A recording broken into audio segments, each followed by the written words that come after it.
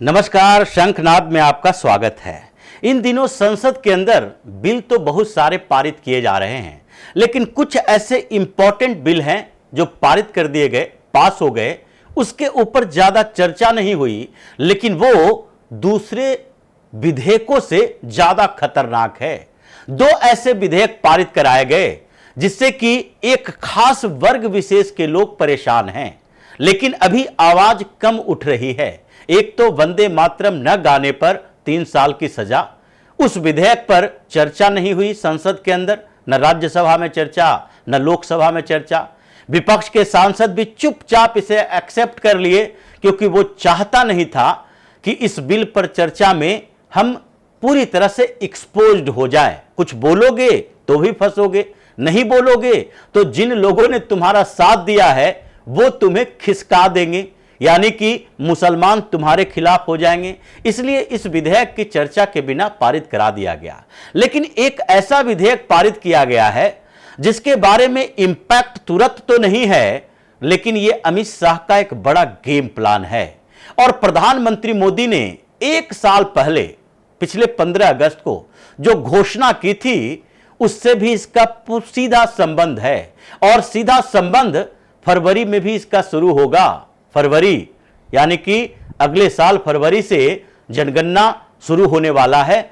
अभी जो शुरू हो गया है, अभी हाउस गणना शुरू हुआ और उसकी प्रक्रिया चल रही है, यानी कि घरों की गिनती हो रही है। और फरवरी से शुरू होगा लोगों की गिनती। और इन सबको ध्यान में रखते हुए एक विधेयक पारित करवाया गया जो कुछ दिन में कानून बनने वाला है, राष्ट्रपति की मुहर लगने वाली है। और वो है birth and death certificate amendment act, यानी जन्म और मृत्यु प्रमाण पत्र बनाने के लिए संशोधन किए गए। ये संशोधन कोई सामान्य चीजें नहीं है। इसमें इतने क्लिष्ट बनाए गए हैं कि जो बाहर से आकर बांग्लादेशी, रोहिंग्या या फिर यहां पर भी उन लोगों के साथ घुल मिलकर इस्लामिक किलेबंदी के अंदर ये जो चाहे वो कर सकते हैं, उसे तोड़ना है, उस चेन को तोड़ना है कि अगर आप बांग्लादेश से आए हो और इस्लामिक बस्तियों में घुस गए तो वहां दूसरा मुसलमान ये कहेगा आप मेरा जमीन ले लीजिए, थोड़ी सी जमीन बेचेगा और उसके बाद उसको रेजिडेंशियल सर्टिफिकेट मिलेगा, यानी वो कर लेगा एक अपना नया सर्टिफिकेट का कांड। उसे जमीन का सौदा करते ही उसके पास प्रमाण पत्र होगा कि आप यहां पर घर बना सकते, घर आपका यही है। दूसरे बात, बर्थ सर्टिफिकेट पीछे के डेट से जाकर बना लेगा, 20 साल पहले, 15 साल पहले का, क्योंकि उसके पास घर है तो वो धीरे धीरे वोट देने का अधिकारी हो। और फिर जब वोट देना शुरू कर दिया तो वहां के पंचायत से, यानी कि सरपंच, मुखिया, ये लोग बर्थ एंड डेथ सर्टिफिकेट बनवाते हैं। इन लोगों से प्रमाण पत्र लो, आपके पास जन्म प्रमाण पत्र भी हो गया। और धीरे धीरे ये सारे रिकॉर्ड आपके पास हो जाएंगे और फिर कुछ सालों के अंदर कहना शुरू कर देगा हम तो यहीं के हैं, देश के नागरिक हैं, विदेशी नहीं हैं।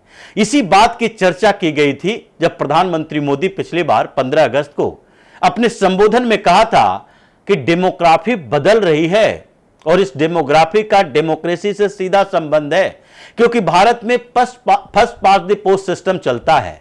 यानी जिस सांसद या विधायक के चुनाव में जिस प्रत्याशी को 1 वोट भी ज्यादा मिले वो जीत गया।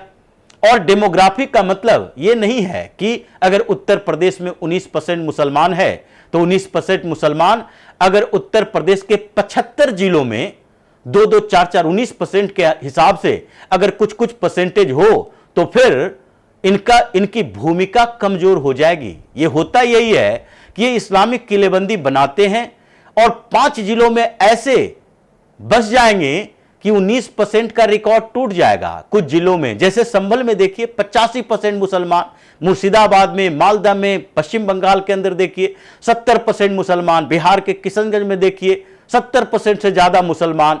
उसी तरह से केरल का एक पूरा क्षेत्र जहां कहा जाता है हिंदुओं के लिए सांस लेना मुश्किल है, वहां पर 70% से ज्यादा मुसलमान।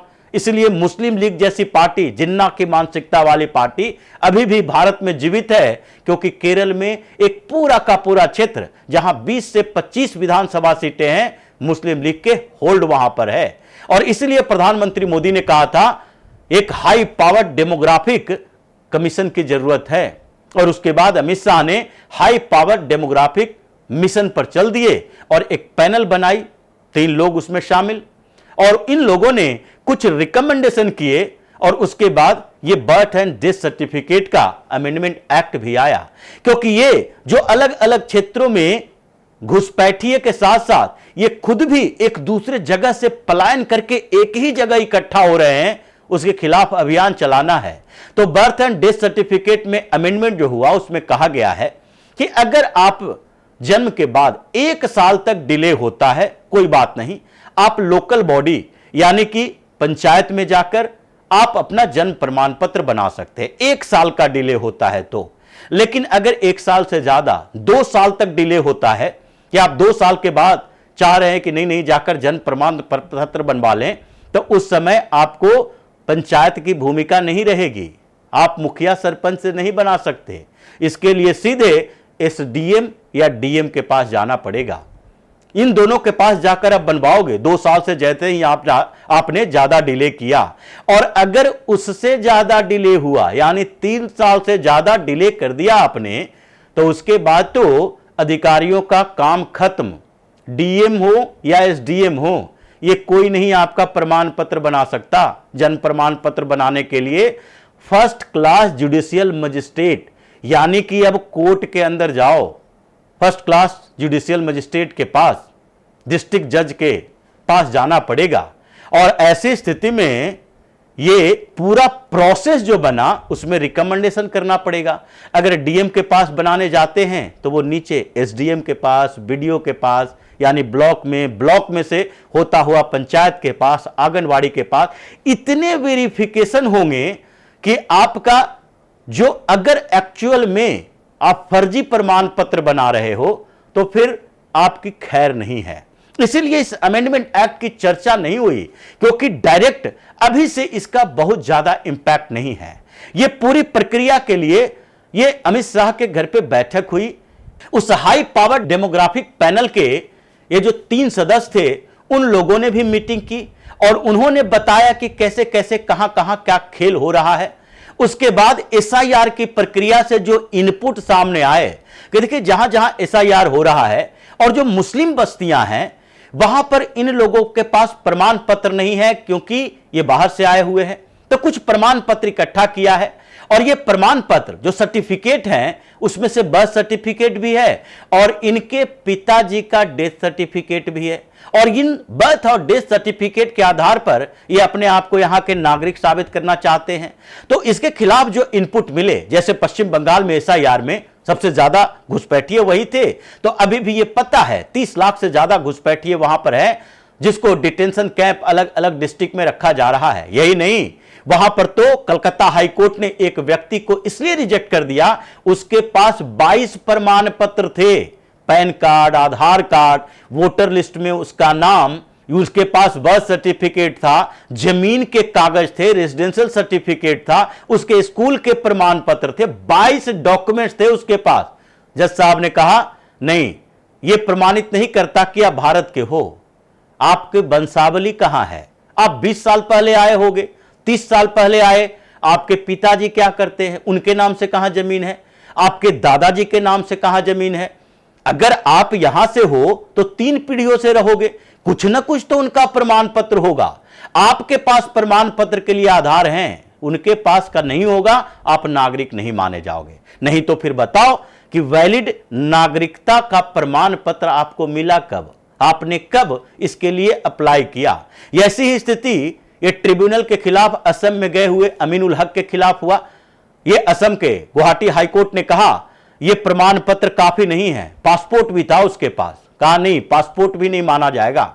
ये सारे डॉक्यूमेंट्स तभी वैलिड होंगे कि आप नागरिक हैं इस देश का, जबकि आपके 3 पीढ़ियों का सर्टिफिकेट होना चाहिए। आप आए बांग्लादेश से, म्यांमार से, और उसके बाद यहां 20 साल से 30 साल से रह रहे हो, सारे सर्टिफिकेट जुटा लिए। आपके बच्चे के पास भी स्कूल का सर्टिफिकेट भी होगा क्योंकि वो यहां पढ़ भी रहा है। ये सब माना नहीं जाएगा। और यही है आधार कि बर्थ एंड डेथ सर्टिफिकेट का बिल जो आया कि अब डिले हुआ तो पहले के आधार पर नहीं बना सकते। जैसे अभी कर्नाटक में एसआईआर के दौरान बनाए जा रहे हैं परमानेंट रेजिडेंट सर्टिफिकेट, पीआरसी बनाए जा रहे हैं। कांग्रेस की सरकार है, कुछ भी हो सकता है। वहां पर एसआईआर में घुसपैठी है, पता चलेगा। जैसे बंगाल में पता चला 30 लोगों का नाम राशन कार्ड से हटा दिया गया कि नहीं तुम्हारा वोटर लिस्ट में नाम नहीं है। 32 लाख महिलाओं का नाम हटाया गया अन्नपूर्णा योजना से कि नहीं तुम्हें फायदा नहीं मिलेगा, तुम देश के नागरिक नहीं हो। ऐसी स्थिति आ गई है कि ये लोग धीरे धीरे खुद ही भाग भाग कर बांग्लादेश जाएगा। तो यही आधार है कि पहले के सर्टिफिकेट कैसे बना लेंगे, इसीलिए ये पूरी प्रक्रिया को जटिल बनाई गई। और जनगणना होना है फरवरी से। इन सारी स्थितियों में अमित शाह ने एक ऐसा दांव चला है, एक संसद से कानून पारित करवाया और फिर हाई पावर्ड डेमोग्राफिक मिशन शुरू किया, जनगणना शुरू है, एसआईआर की प्रक्रिया अलग अलग स्टेट में चल रही है। एक साथ पूरे देश से ये जो कहा गया है कि जल्द से करो, एक एक डिस्ट्रिक्ट में डिटेंशन कैंप होना चाहिए, ये जेल में नहीं जाएगा। अगर 10 ही घुसपैठिया पकड़ा जाता है उसे भी डिटेंशन कैंप में उस स्टेट में उस डिस्ट्रिक्ट में डालो। तो इसलिए ये ऐसा दाव है कि संसद से बिल तो पारित करवा दिया गया। ये 2 कानून ऐसे बने जिसको कहा जा सकता है एंटी मौलाना कानून है। और इन दोनों कानूनों के साथ इन लोगों की फजीहत शुरू होगी और विदेशों से ला कर यहां का डेमोग्राफी चेंज करवा रहा है, यानी कि बांग्लादेश से, म्यांमार से, यहां तक कि अफ्रीकन देशों से भी लाता है यहां रेजिडेंट बनाने के लिए। केवल और केवल इनका मकसद यही होता है कि उसका मजहब इस्लाम होना चाहिए। यह पूरी प्रक्रिया पर रोक लगने वाली है। इस बिल के बारे में चर्चा कम है, इंपैक्ट इसका ज्यादा है और यही अमित शाह के सबसे बड़े स्मार्टनेस का प्रमाण पत्र है। लेकिन अभी संसद सत्र बाकी है, कुछ दिन के अंदर कुछ ऐसे और धमाके होंगे जिसके बाद इन लोगों को पता चल जाएगा कि प्रोटेस्ट की राजनीति अपनी जगह है और एक्शन की राजनीति अपनी जगह पर है। तो इसी तरह की खबरों के साथ फिर से हाजिर होंगे। तब तक के लिए बने रहिए हमारे साथ और देते रहिए हमें सहयोग ताकि इसी तरह की खबर हम आपके लिए लाते रहें। धन्यवाद।